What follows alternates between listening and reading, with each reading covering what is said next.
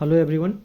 ये जो आपका क्वेश्चन है ये आपका मेजर एलन का है, जिसका एग्ज़ाम 18 जनवरी को हुआ था। इसमें केमिस्ट्री में बहुत सारे ऐसे क्वेश्चन हैं जिसका आंसर में सिर्फ फैक्ट लिख दिया है या फिर आपका थ्योरी बेस्ड लिख दिया है। तो हम देखेंगे इसका पूरा सॉल्यूशन। 46 में आपका आईपीएससी नेम पूछ रहा था।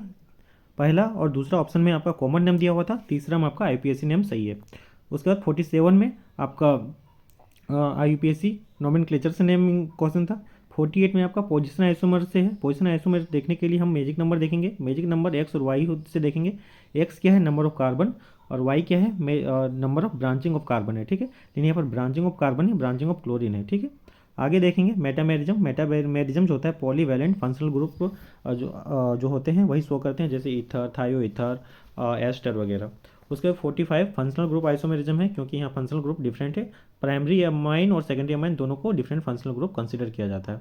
51 देखेंगे। 51 में क्या है कि आपका मॉलिकुलर फार्मूला दिया है C6H10 और इसमें अल्काइन पूछ रहा है कितना होगा। तो इसमें हम चेक करेंगे, पहले 6 कार्बन, फिर 5 कार्बन, फिर आपका 4 कार्बन से। तो आपका आपका 6 कार्बन चेन में आपका 3 अल्काइन बनेगा, 5 कार्बन चेन में आपका 3 अल्काइन बनेगा, और आपका 4 कार्बन अल्काइन में आपका 1 अल्काइन बनेगा। आगे देखेंगे आपका ये आपका डिकार्बोक्सिलेशन रिएक्शन से इसमें जितना कार्बन का इथेन बनेगा उससे 1 कार्बन ज़्यादा आपका कार्बन वाला आपका एसिड होगा। 53 में देखेंगे बॉइलिंग पॉइंट जो होता है मॉलिकुलर वेट के डायरेक्टली प्रोपोर्शनल होता है। अगर मॉलिकुलर वेट सेम हो जाएगा तो देखेंगे ब्रांचिंग जिसका ज़्यादा है उसका बॉइलिंग पॉइंट कम हो जाएगा। उसके बाद यहाँ पर आपका ओजोनोलाइसिस का एग्जाम क्वेश्चन है। 55 में आपका reactivity of electrophilic addition reaction से क्वेश्चन है, जो कि directly proportional to stability of carbocation होता है। 56 में ऊर्ज रिएक्शन है, और ऊर्ज रिएक्शन से आपका ऑड नंबर वाले कार्बन मॉलिक्यूल नहीं बनते, जैसे कि यहाँ पर आपका आइसो प्रोपेन था। उसके बाद आपका 57 में आपका steam distillation aniline water mixer से होता है। उसके बाद आपका 58 में देखेंगे आपका स्टेबिलिटी ऑफ कार्बोकेटाइन। उसको देखने के लिए सबसे पहले देखेंगे बॉन्ड बीबी बैक बॉन्डिंग। उसके बाद देखेंगे आपका एरोमेटिसिटी। उसके बाद देखेंगे आपका इफेक्ट में आपका प्लस एम, फिर प्लस एच, और फिर आई देखेंगे। तो यहाँ पर देखेंगे आपका ऑप्शन 1 में आपका एक बीबी है और इसमें 2 बीबी है, और इसमें रेजोनेंस नहीं है दूसरा ऑप्शन में, इसमें रेजोनेंस है। और रेडिकल स्टेबिलिटी के लिए क्या देखना है कि directly proportional to plus M plus H plus I होता है, directly proportional to minus M होता है, inversely proportional to minus H और माइनस आई होता है। चौथा ऑप्शन आपका स्टेबिलिटी ऑफ कार्बोकेटाइन दिया है, जो कि गलत दिया है। उसके बाद 59 में आपका देखेंगे इलेक्ट्रोफिलिक सब्स्टिट्यूशन रिएक्शन का स्टेबिलिटी के बारे में पूछा गया है।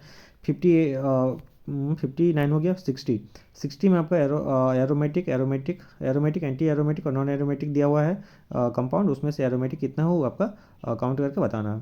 61 में है। 61 में रिजल्टिंग सॉल्यूशन जो था बफर था, इसलिए पीएच पीके के बराबर हो गया, और ये आपका फॉर्मूला लग गया H+ equal to root under KAC।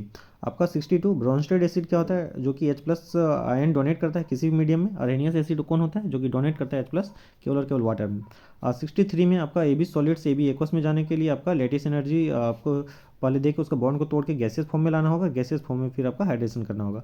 आप उसके 64 में रेडॉक्स रिएक्शन बोल रहा है कौन सा है, तो आपका A, B और D है, C नहीं है, क्योंकि रेडॉक्स रिएक्शन क्या होता है, ऑक्सीडेशंस और आपका रिडक्शन दोनों होता है मॉलिक्यूल्स में। ठीक है, उसके बाद आपका 65 में ऑप्शन 1 गलत है, ऑप्शन 2 सही है।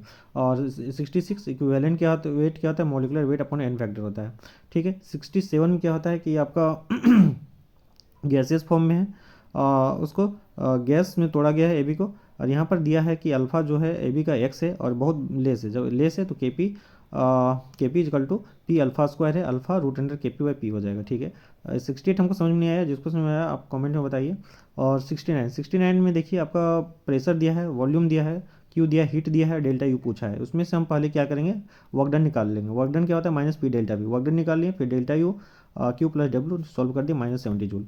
उसके बाद 70 क्वेश्चन नंबर में आपका देखेंगे बेरियम हाइड्रोक्साइड को तोड़ेंगे तो ये बनेगा आपका KSP, आपका KSP के हो गया ये वाला।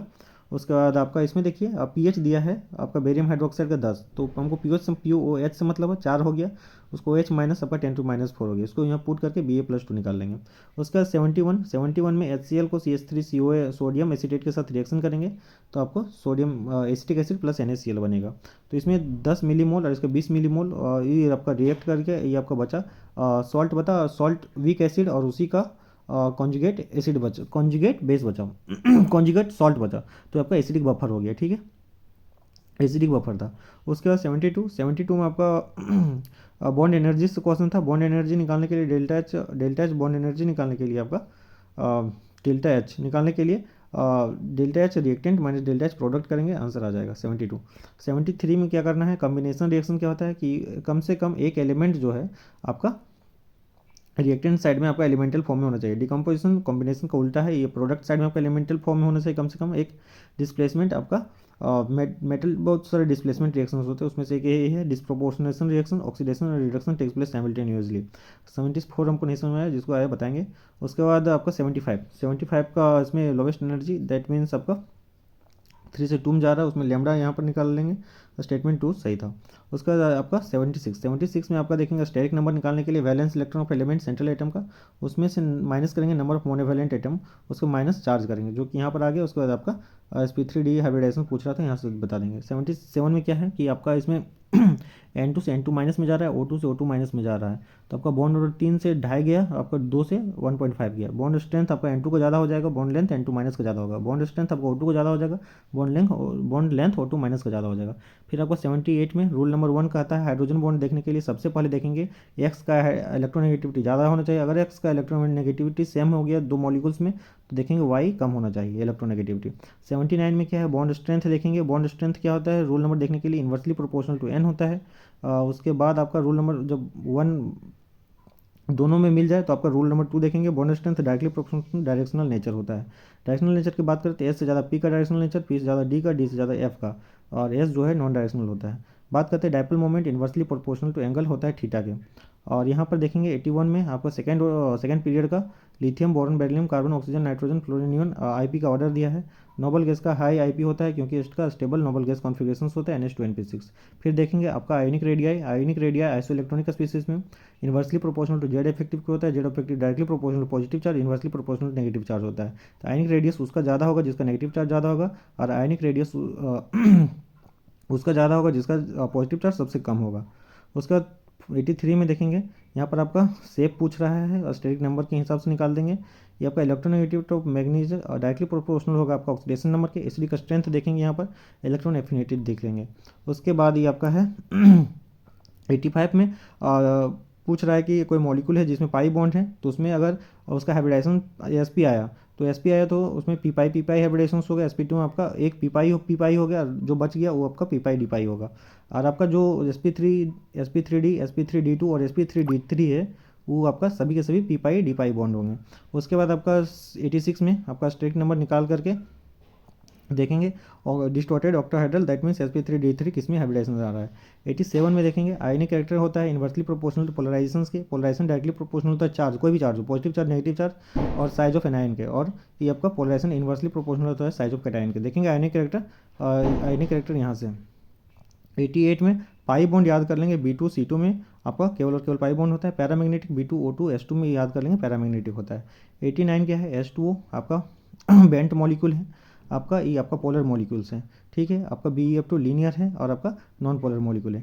90 है आपका पूछ रहा था फॉर्मल चार्ज निकालने के लिए वैलेंस इलेक्ट्रॉन माइनस बॉन्ड लिखेंगे, और माइनस में आपका लोन पेयर इलेक्ट्रॉन कितना है वो लिखेंगे, ठीक है। और कंप्लीट हुआ आपका डिस्कशन, ठीक है।